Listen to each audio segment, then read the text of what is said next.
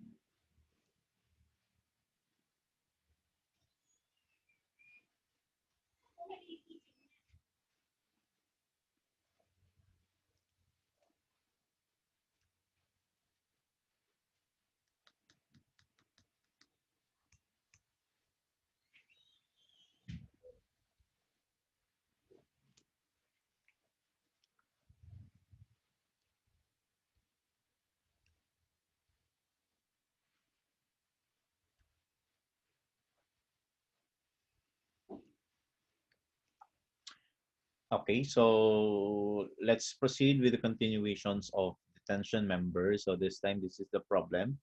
So we are asked to determine the effective net area. Okay, so the first thing we need to do is to have it on the gross area. Okay, so what we will do, okay, so meron ako ditong gross area. Okay, drawing ko muna ulit yung aking angle bar. Okay. So, yung 125 by 125 by 16, it means no, yung 125 is the legs. Okay? So, dalawang legs. Nasaan yon? Ito yon. Okay? So, you have here the 125. Okay? Also, dito, you have also here 125. Okay? And then, you will be having here 16 mm. Okay? So, pwede natin siya ngayong hatiin sa dalawa muna. Okay? So, kapag hinati ko sa dalawa, I will now have the gross area. Okay? We can solve for the area gross. Okay? So, yung una, 125. Multiply natin by 16. Okay? So, ito yon. Okay. And the next, sundin natin. Ito namang area na to. So, plus, I will have it 125. Kaya lang yung width niya, okay, tanggal na ng konti. So, minus natin ng 16. Okay, and then multiply natin by another 16 mm. Okay, so we will be having here, okay, so 125 times 16 plus 125 minus 16 times 16, 3,000, okay, 744 mm square. Okay, so I have now the gross area. Next, we will need to find for the centroid of this one, no? Because yung bar X na gagamitin natin, this would be the location. So mula dito, somewhere here, which is the location of the bar X, okay, we need to find that one. Okay? So for the gross area, okay, hanapin natin yung bar X. So we will be having by Varignon's theorem. Okay, by Varignon's theorem, sa statics natin to. Okay, we can have it as AG multiplied it by the bar X. Okay, so we will call it as area 1 and then we will call it as area 2. Okay, so we will be having here area 1 x sub 1 plus area 2 x sub 2. Okay, so meron na tayong gross area, so that's 3,744 bar x. So ang area 1 natin, ito yung area 1 natin, ano? This is our area 1, so that's 125 multiplied it by 16. Okay? Yung bar X niya from here is kalahati ng 16. Okay, yung thickness. So we will be having here as 16 all over 2. Okay? Plus area 2 natin, this is our area 2. So that's 125 minus 16 multiplied it by 16. Okay? So kaya lang ang bar X niya, gitna nito. Okay, so somewhere here, yun yung aking bar X. So mula dito hanggang doon, that's already 16. Okay, so we will be having here 16. Okay, plus yung taas niya, o yung numerator na gagamitin natin, mula dito hanggang doon. So that's 125 minus 16. Kaya lang kalahati lang nun, dahil gitna tayo, so you will be having here this one. Okay? And then now we can solve for the value of bar X. Okay? So let's have it. 125 times 16 multiplied it by 16 all over 2 plus 125 minus 6 multiplied it by 16 multiplied it by 16 plus 125 minus 16 all over 2. Okay, and then you divide yun by the total gross area of 3,744. So you will be having here as 40.13. Okay, mm. Okay, i-double check natin. So we will be having here 125 times 16 times 8 plus 125 minus 16 times 16. Okay, multiplied it by 16 plus 125 minus 16 all over 2. Okay, divided by 3744. Okay, oh, sorry, mali. Ayun. Okay, so we will be having here 37.11. Okay, so yan. Okay na yan. And then, after you get for the bar X, okay, pwede na natin kunin ngayon si U, no? So, meron tayong dalawa. So, we will be having here for the case 2. Okay, for the case 2,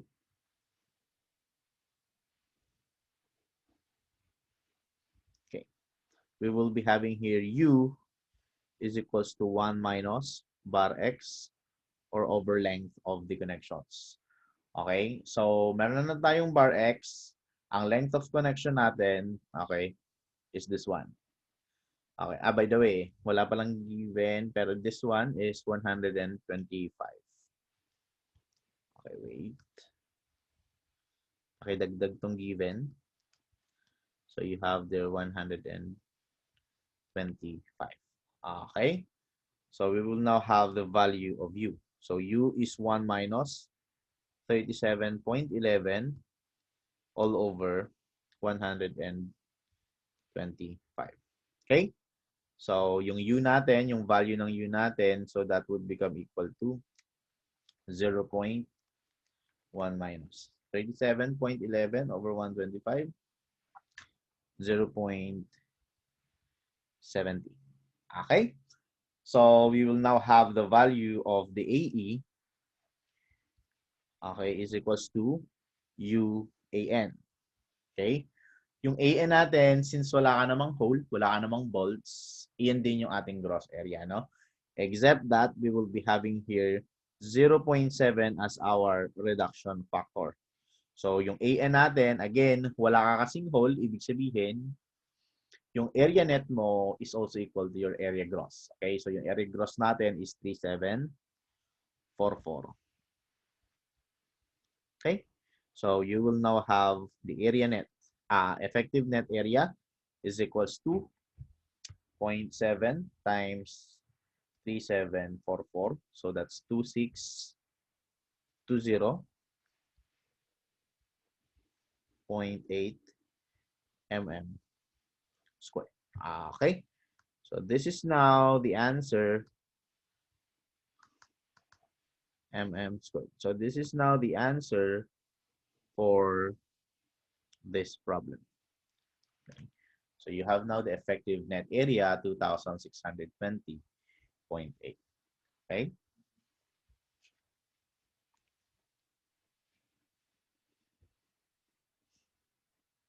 Next.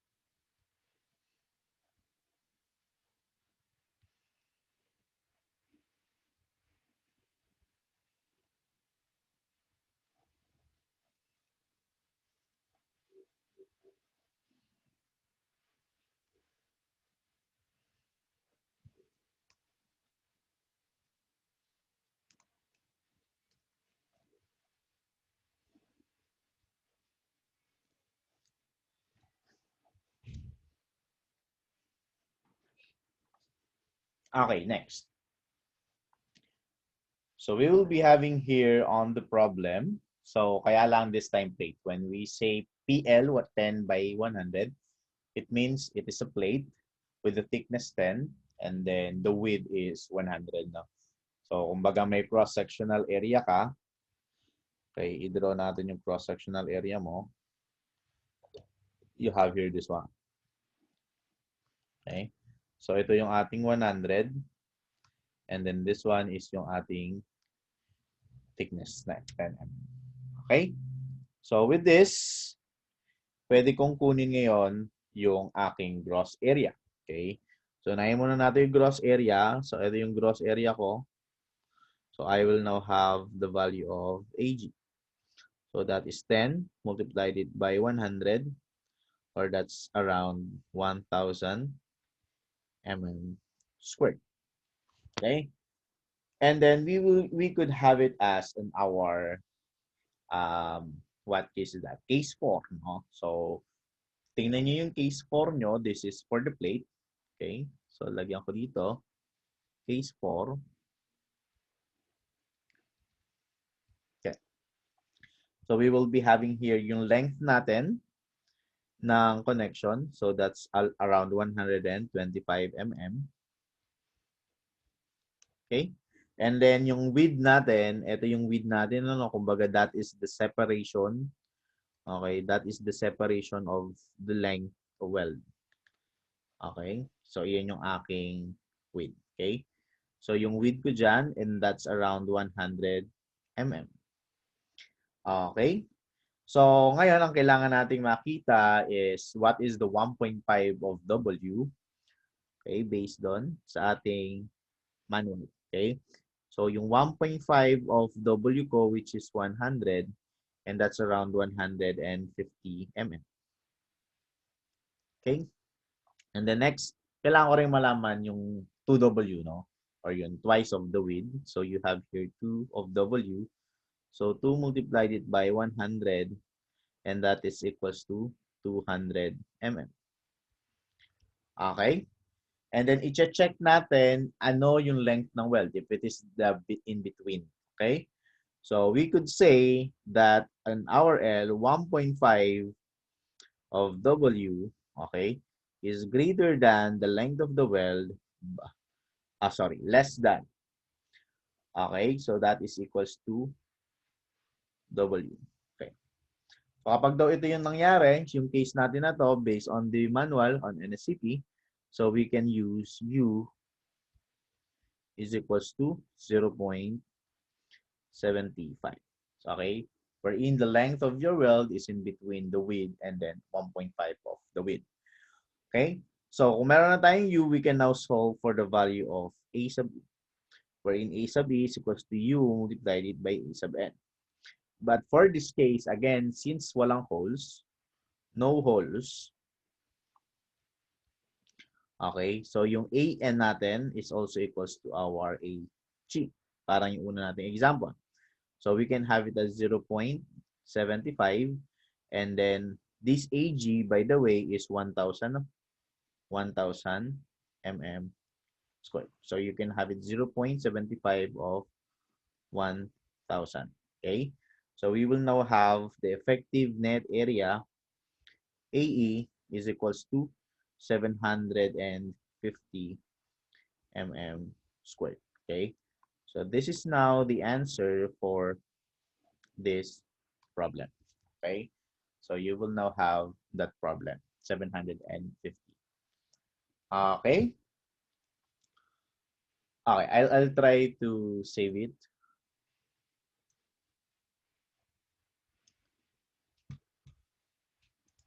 Okay, I will have it here and then on the videos.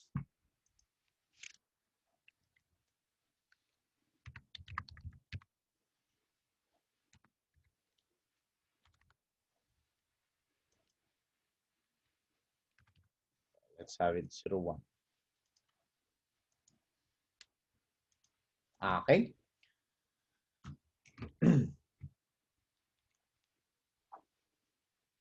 Okay, ganun pa rin. Baguhin natin yung scenario, pero still I will use the plate. Okay. So we will still use the plate. Kaya lang, instead na longitudinal weld, again, when we say longitudinal weld, it is the weld, no? Parallel dun sa force.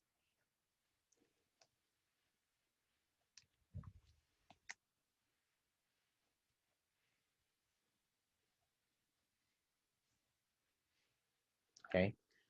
So we will be having here, nandito naman yung ating weld. Okay? And then this one is PL 16 by 125. Okay? Since meron tayong plate na 16 by 125, we could say that this distance, ito yung ating 125. Okay? So we can have it as the area gross. So area gross AG is equals to 16 by 125. Or my area gross is also equal to 2,000 mm squared. Okay. Since the plate is connected by a transverse weld, so automatic daw, ang U na gagamitin natin, that is on case 3. So that is 1.0. Okay, so we can have it now, the AE is equals to UAN. Again, wala kang hole. So yung AN natin is also equal to our AG. So we can have it as 1.0 multiplied it by 2,000. Okay, so we can have it as AE, or effective net area, equals to 2,000 mm squared. Okay, so this is now the answer for this problem. Okay, ngayon ko pala dapat i-save pala. Okay, save as ko as JPEG. Okay, so ayan. Any question on this one?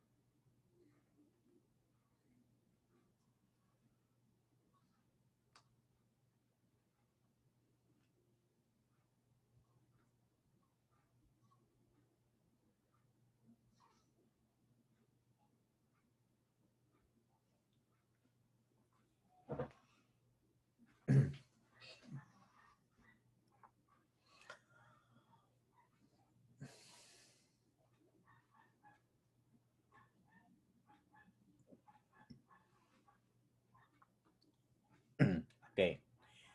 So let's have this problem. An angle bar is used as tension member as shown.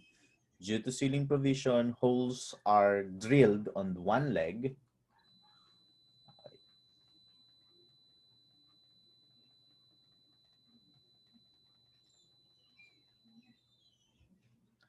Holes are drilled on one leg of the angle bar. If members carry a tensile of 125 kilonewton, determine the maximum stress in the material under this load.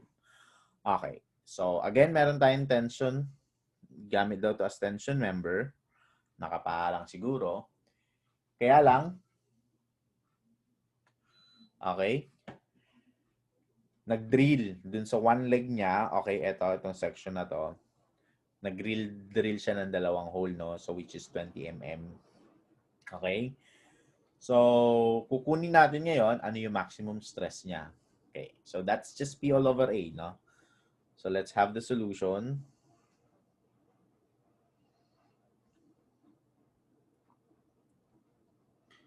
Okay. So, formula natin ng stress, it's just equals to P all over the A.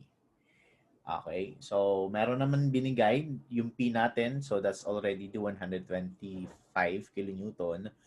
Okay. Ang kailangan natin ngayon is, of course, the net area. Okay. So, what we need for the net area, okay. By the way, no, yung effective net area, gagamitin natin yon to check for the capacity. Okay. Pero kung tinatanong naman dito is only the stress, the maximum stress, all we need is just the net area. Actually, what's called the critical net area, no? Okay. So, unahin muna natin yung ating net area. Okay?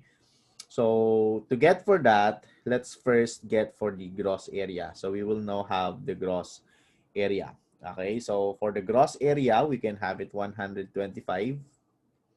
Yung one leg lang muna, multiplied it by 6. So, itong leg na to, 125 by 6. Okay. And then, mag-add tayo. So, we will be having here 75 minus 6 multiplied it by 6. So, we can have the gross area equal to 125 times 6 plus 75 minus 6 times 6. So, that's around 1,164 mm squared. Alright? And then, ngayon, pupunta tayo sa critical net area. Kung paano natin kumukuha ng net area before, ganun. So, yung critical net area natin, ano? Okay. So, to do that, okay, ang gagawin natin, kapag mayroon kang plate na naka-angle na ganyan, okay, gagawin natin, ibubuka natin siya, no? Okay. Kumbaga, okay, itong part na to, okay, iteturn natin ng pagganon. Okay, so, i-drawing ko muna to para mas makita natin. Itong part lang muna na yon. So, meron akong ulit 4. So, 1, 2, 3, and then 4, no? Tapos, ito yung aking, ano pala yan? 1, 2, 3, and then 4. Okay. Ayan siya. Okay. Yung distances, ganun pa rin yung distances natin. Okay. So, itong part na to, so we will be having here as 30, and then 45, and then 50. Okay. Ngayon, yung idudugtong kong length, mula na lang dito sa face na to hanggang doon, ano? So, that length, okay, yung face na yon, that is actually 75 minus 6, or that's around 39 mm. Okay. So, magdudugtong ako dito ng another 39 mm. Okay. Sorry. That's 75. Okay. Ano ko na lang.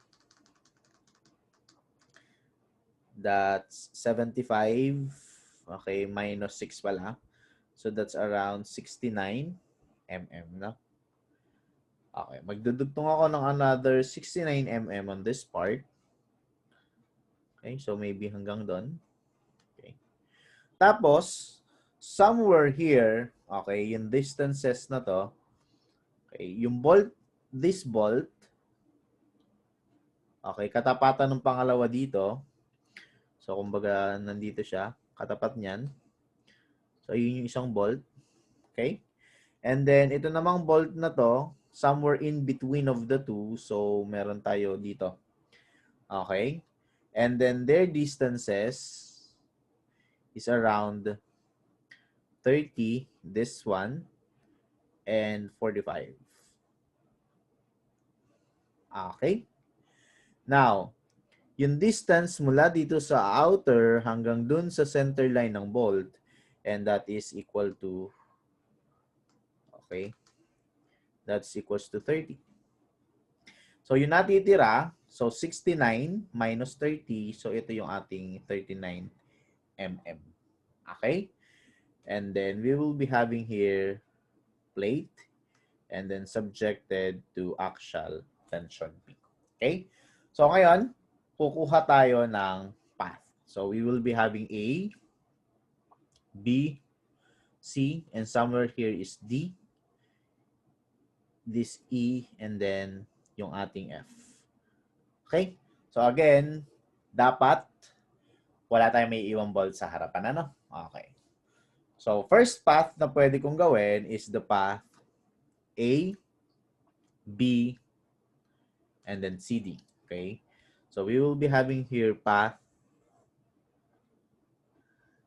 A, B, CD. Okay? So, ito kapag kinat ko to, somewhere here, alright, nakita nyo yun. So, this is the gross area. Okay? So, again, meron kang gross area. Ito na pala. Meron na pala tayo dito. Meron tayong gross area. Okay, so hindi ko na kailangan i-drawing yan. Yung path ABCD na lang. Okay? So, dito na ako, no? So, I will now have here the path ABCD. And meron ako dong dalawang bolt. Okay? Dalawang bolt na tinamaan. Yung bolt B at saka yung bolt C. Okay? So, kukunin ko na lang doon is the area net. Okay? So, I have now the area net is equals to area gross minus the area whole. Wala akong staggered between the B and C. So, yung plus S squared all over 4G multiplied it by T, this would become equal to 0. Okay? So, area gross ko, 1,164 minus ako ng area ng hole. So, area ko ng hole, ang thickness niya is 6 mm, tapos meron akong dalawang bolts. Okay, kaya lang yung dalawang bolts na gagamitin ko, so minus 2, 16 mm daw yung bolt. Ito yung bolt natin. We have here 16 mm. Magdadagdag tayo ng around 3. Okay, and then multiply natin by the thickness of 6. So, you will have here the area net, 1164 minus 2 times 16 plus 3 multiplied it by 6.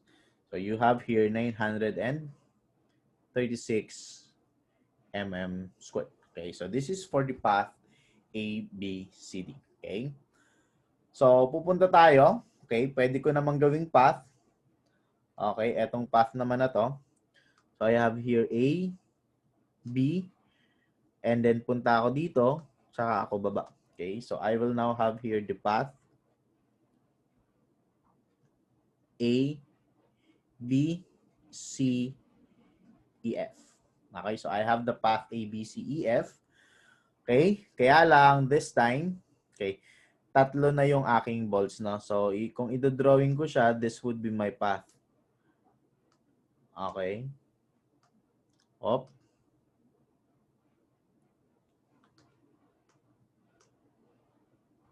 Okay, tapos, punta ako doon.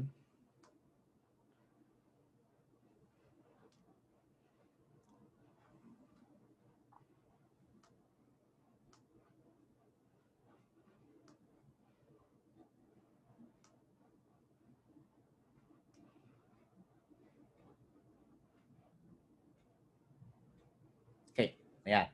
Tapos, i-drawing ko yung cross-sectional area. meron akong tatlong holes. Okay? But this distance, yung staggered natin, okay, yun yung ating 45. Okay, and then yung ating G, ito yung ating G. Okay, and that is equals to 50 plus 39. Okay, so that's 89. Okay? So ito yung ating ating net area. Okay? So we can solve for the A sub n.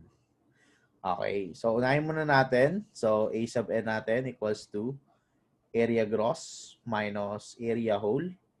This time meron tayong S squared all over 4G, no? Multiplied it by the T.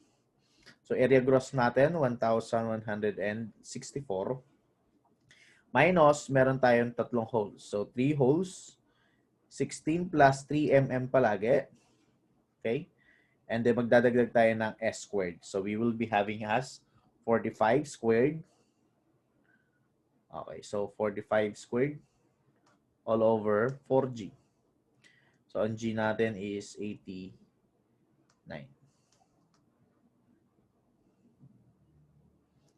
Okay? And then multiply natin by the thickness of 6 mm. Okay? Ito kulang to, no? So that is multiply also by 6. Okay? So we will be having here for the area whole. Okay. So ayun, may ano tayo, no? Sorry.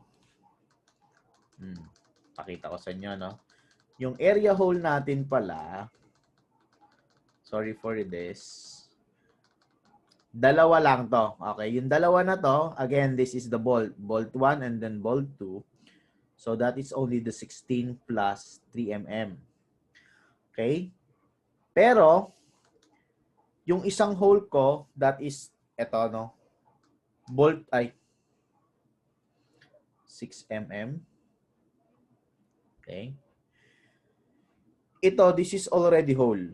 Okay? So it means hindi ko na kailangan magdagdag ng 20 mm, ng 3 mm doon. So you will be having here 20 multiplied it by 6. Okay?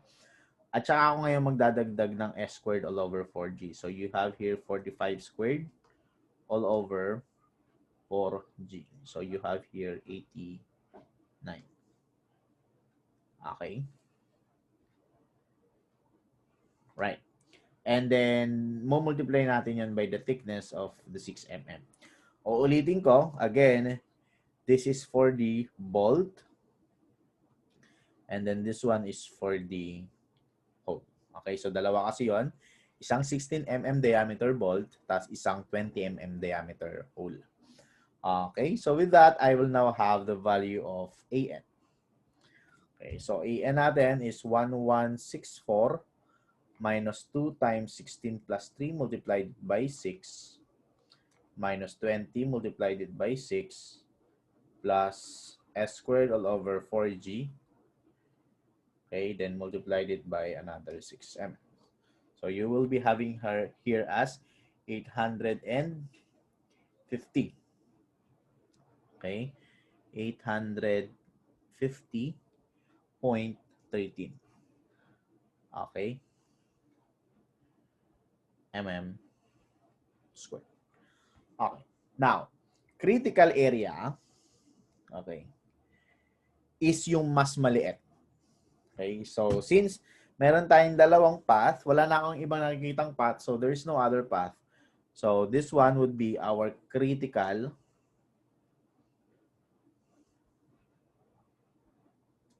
net area. Okay? So yan yung gagamitin natin sa formula na P all over A. So yung maximum stress natin, so we will having stress as P all over A. Yung P na gagamitin natin is 125. Kaya lang naka-kilonewton siya. So i-multiply ko na by 1,000 para maging newton. And then you divide it by the critical net area. So yung AN natin, and that's around 850.13. So we will now have the maximum stress. So 125 times 1,000 0.13. So you will be having here 147.04 megapascal. All right. So this is now the answer for this problem. Okay? Kinuha natin yung net area kasi para makuha natin yung maximum, dapat yung denominator natin is minimum. Okay? Kasi siya yung bibigay ng largest stress dun sa ating pinaka-metal. Okay? So, question for this problem. Okay, so if no more question, I will try to save it.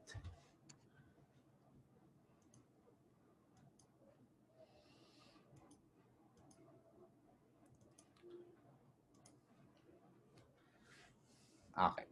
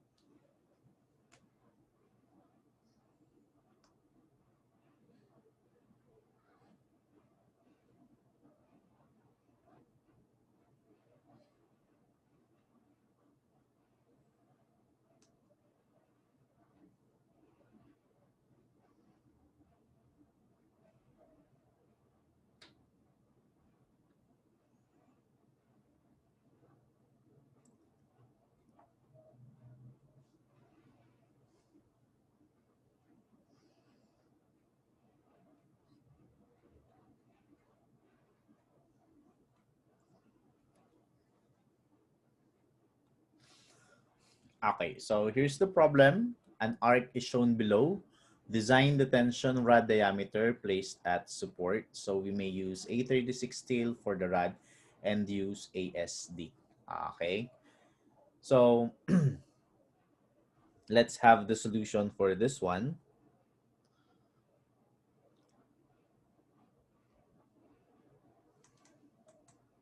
Okay, what we can do here, okay, unahin muna natin na we can have here for the support. Okay, so pwede ako mag-summation moment at, okay, tama eh, sorry, this is a 3-hinge arc pala.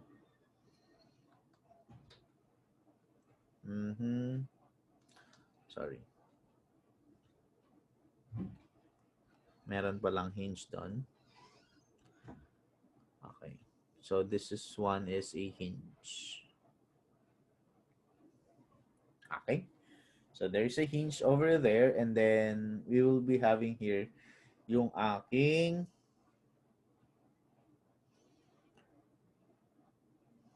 okay. So we may take the moments at point A. So let's have it the point A and let's have here the point B. Okay. So pwede kong hatiin yon sa gitna. Okay. So you will be having here, by the way, this one is 6 meters. May height yan. Okay. So, ang gagawin natin, pag 3-hinge arc, puputulin ko sa gitna, no? So, I will cut the plane on this direction. Okay. And then, i-expose ko yung isa lang. So, kapag na-expose ko na yon, so, I have only here this one. Okay. And then, here, meron ako ditong force na ihila. So, I will have it called as HX. Okay. Tapos, another here, since this is a hinge, I will now have here the HY. Okay. And, of course, may nakat ako ditong plane. So, I will now have here the tension. Okay. So, ito yung kailangan nating malaman. And meron ako ditong AY. And then, meron ako ditong AX. Okay. And then, the forces, okay, sa left side, so meron ako ditong 75 at meron ako ditong 65, no? So, 65 and you have here 75. Okay? Okay. So, kunin ko yung dimensions nun.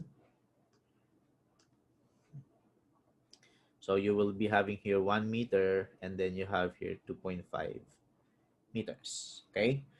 So, pwede ngayon akong mag-moment at point A. Okay? Using this free body diagram, so, summation ako ng moment at A. And again, it should become equal to 0, no? So, you will be having here clockwise as positive. Okay? Moment ako rito, I have now 75. Unahin ko yung load. So, 75 kilonewton multiplied by 1 meter. And then plus 65. Multiply ko ng around 3.5 meters. Okay? And then I will now have the HX. So, for this one, I have here HX multiplied it by 6 meters. Okay? And then I will now have minus HY. Okay? Yung HY ko, so kalahati din to. So by the way, that is always also 6, no? So you will be having here 6 meters. Okay? So equal to 0. Okay. So i-rearrange ko, I have here 6HX. Okay, minus 6HY. Tapos ilipat ko sa kabila ano, yung 75 times 1 plus 65 times 3.5. So I have here negative 302.6. Okay? So I will now here as my equation 1. Alright? And then, ganun din. So what I will do, yung kabila naman. Okay? Pagdating ko sa kabila, ito naman yung magiging itsura ng arc. Okay? And then the reactions, action-reaction, kapag pakanan nyo sa HX, pakaliwa na to. Okay, so you will be having here HX, and then downward na yung aking HY. Okay, Dito, meron lang akong reaction at B. And then I have here tension. Okay? So, with this, meron akong isang force. So, somewhere here, I have here the 85 kilonewton force. Okay? And its distance from here hanggang doon. So, you will be having as 5 meters and here is 1 meter. Okay? So, I will now have summation moment at B. So, I will take here summation moment at B equal to 0. Okay? So, 9 ko si HX. So, negative 6 HX. And then minus 6 HY. Okay? So, moment ako dito sa B. Alright. And then minus 85 multiplied it by 1. Again, equal to 0. So, I have here 6HX plus 6HY is equals to negative 85. And this is now become your equation 2. Okay? So, equation 1, equation 2, solving simultaneously. Okay, so pwede mong gawin. We can, pwede mag-method of elimination. Okay, o kaya sa calculus, meron na, no? Okay, anyway, if wala, so we can have solve it for the HX. Okay. Kakaroon tayo dito ng HX and that is negative 32.29 kilonewton.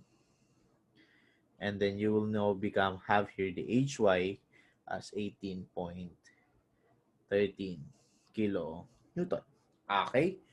So, ngayon, balik ako. Okay, sa second free body diagram ko, pwede na ako doon. Okay, using this free body diagram, okay, using this free body diagram, pwede na ako mag-summation forces horizontal equal to 0. Okay? So, I will now have here negative 32. Okay. Ay nag-negative pala yung HX. Ibig sabihin, mali yung aking directions. Ano? So, it means, dapat pala, yung aking HX is on this direction. Okay? So, ito yung tamang direction niya. Okay. Itama ko na. Ito pala. Oops. Ayan. Iyan na natin. Okay. It should be HX and then on this direction. Okay? Yan. Brain ko muna to. Okay. So, what we can do now is yung HX natin, that's 32.29 minus T, and that would become equal to 0. So, I have the tension equals to 32.29 kilonewton. Okay. That is now the force. Okay. So, ngayon, for threaded rod, according to AISC and NSCP, okay, for threaded rod, okay, ibig sabihin ng threaded rod, so example, ito yung rod mo. Okay. Sa dulo niya kasi, okay, medyo may paganyan siya, no? Okay. So, ganyan yung threaded rod mo. Okay. Yung pinakadulo. Okay. So, yun yung pinaka ipapasok mo dun sa pinaka, sabihin na natin turnbuckle, okay, or nuts para maikabit mo siya. Okay. Now, yung effective area daw niyan, okay. Effective area is just equals to 0.75 of our gross area or ating area ng ating pinaka-threaded rod. Okay? And then, since bawas na yung area mo, okay, kumbaga, this is the gross area. Pagdating dun sa threaded rod, bawas na siya. So, this would be under on the rupture. Okay? So, only on the rupture strength natin siya i-check. Okay? So, for the rupture and for the ASD, okay, yung fee natin for the rupture 0.75 ano? So, 0.75 and then yung omega natin is around 2. Okay? So we will be having here as our P sub n. Okay? So yung P sub n natin, okay, iyan na natin, sige, P sub A natin is equals to FU AE all over 2. Okay? Or all over omega. Okay. So we're going to have the FU since 836 yung gamit natin. So we will be having here 400 megapascal. And then yung AE natin, again, 0.75 of the area. So we can have it as pi all over 4. And then hinahanap natin is diameter. Okay? So di-divide natin yun by 2. And then dapat yon yung allowable natin equals sa 32.29 kilonewton. So 32.29. Kaya lang gawin nating Newton. So that would be times 10 to the 3. So 32.29 times 10 to the 3 is equals to 400 multiplied by 0.75 pi over 4 d squared divided by 2. Okay, so let's solve for the value of the diameter.